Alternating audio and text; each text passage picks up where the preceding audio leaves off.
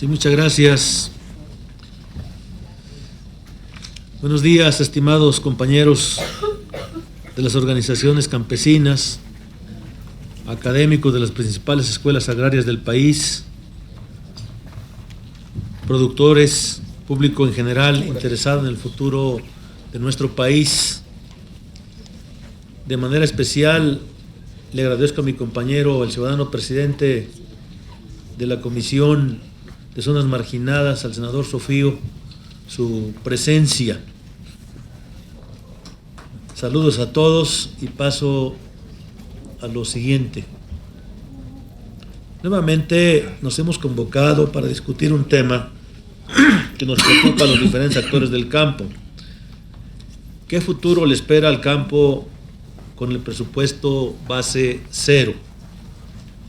Contrario a lo que se ha venido haciendo año con año, usando la presupuestación incremental o tradicional, donde con base en el presupuesto existente se analizan los incrementos pertinentes de acuerdo a la disponibilidad de recursos. Este año se definen incrementos de los nuevos rubros a invertir. En cambio, en el presupuesto de base cero, iniciamos en blanco. Se debe justificar con objetivos, metas, análisis, costo-beneficio. Se debe presupuestar a futuro cómo y en qué se va a gastar y, por supuesto, pensar en la eficiencia de cada peso que se va a gastar. A primera vista, esta modalidad debe definir el presupuesto. De definir el presupuesto es prometedora, siempre y cuando se lleve a cabo en un beneficio de los mexicanos. Se piense en las necesidades reales de la población, en nuestro caso, del sector campesino, principalmente de los campesinos que menos tienen. Para esto es necesario que las instituciones encargadas de ejercer los presupuestos para el campo acepten la realidad del agro mexicano. De acuerdo con el último informe del Coneval, durante los 3 primeros años de gobierno del presidente Peña Nieto, se ha incrementado en 2 millones más de pobres en México. Lo advertimos desde inicios de esta legislatura. Los programas sociales mal orientados son fábricas de pobres. Así lo mencionaron hace unas horas en una entrevista el investigador Julio Vodvitnik, donde sostiene que México es una fábrica de pobres. Entonces es entendible que un presupuesto para el campo debe tomar en cuenta esta realidad. Invito a que revisemos el reciente informe sobre pobreza ya mencionado del Coneval, en donde disminuyeron los ingresos y aumentó la pobreza. Además, la OCDE nos dice que en términos de bienestar los mexicanos trabajamos demasiado para lo que percibimos. Ese mismo organismo nos dijo que México redujo en más de la mitad los subsidios agrícolas al pasar del 28% en el 91-93 al 13% en el 2010-2012. Las importaciones agroalimentarias han aumentado de forma alarmante, llegando el año pasado a los 27.360 millones de dólares, que al tipo de cambio actual son 451.984 millones de pesos. Esto es el 33% más que todo el presupuesto rural y 8 veces el gasto productivo. Por ello aseveramos que gastamos más en importar que en producir los alimentos que consumimos. No es casual que esto coincida con las reformas políticas agrícolas a partir de la firma del Tratado de Libre Comercio de América Latina, de América del Norte.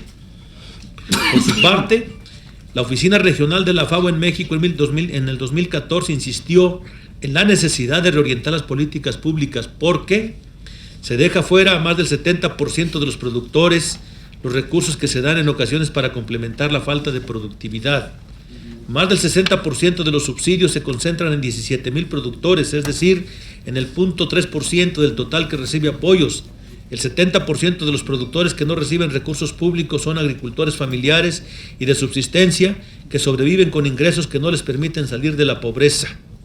Pero además, si observamos en algunos estudios en esas gráficas tan ilustrativas que hacen los expertos de 2003 al 2015, pese a su aumento, el PEC no se refleja en la competitividad. Por el contrario, este rubro ha estancado y el componente social va en aumento. Es decir, no se le apuesta al campo, como un sector productivo capaz de alimentar a México, capaz de revertir la pobreza alimentaria. Entonces, seguiremos proponiendo e insistiendo en todos los espacios de discusión, como en este, los puntos básicos necesarios para dar un giro a nuestras políticas públicas: producción sustentable de alimentos, programa de alimentación escolar, compras locales de alimentos, desarrollo social con orientación productiva en el medio rural y fomento a la agricultura familiar, campesina e indígena. Esperamos que este foro sirva para que el gobierno de Peña Nieto entienda que hay que atender de manera urgente a este sector que produce los alimentos en México, y para que de una vez por todas pasemos a ser de un país productor, de un país importador de alimentos, a ser un país productor de alimentos. Creo que tenemos las condiciones de tierra, de agua, de aire, de manos esforzadas en todo el territorio nacional que están en esa condición de sumarse a la lucha contra el hambre de manera verdadera. Y el presupuesto base cero, con el anuncio de la compactación de los programas, bueno, sinceramente hemos platicado con muchas gentes en el territorio nacional y están preocupados porque no sabemos absolutamente nada.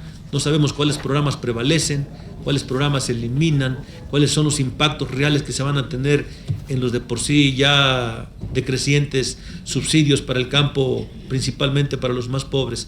Por eso la participación de los que hoy van a hablar aquí sobre este tema, sin duda que será muy relevante, y esperamos que sea una punta de lanza para motivar al gobierno a que con carácter de urgente le informe al país en qué consiste ese presupuesto base cero y cuáles son los impactos reales que va a tener en el campo mexicano. Bienvenidos sean todos ustedes, y les voy a pedir que se pongan de pie para hacer la inauguración.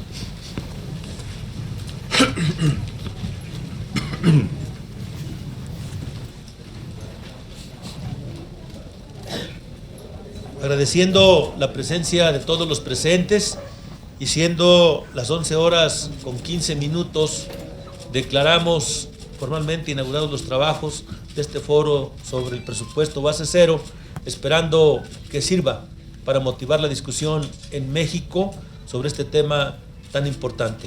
Muchísimas gracias. Pueden sentarse.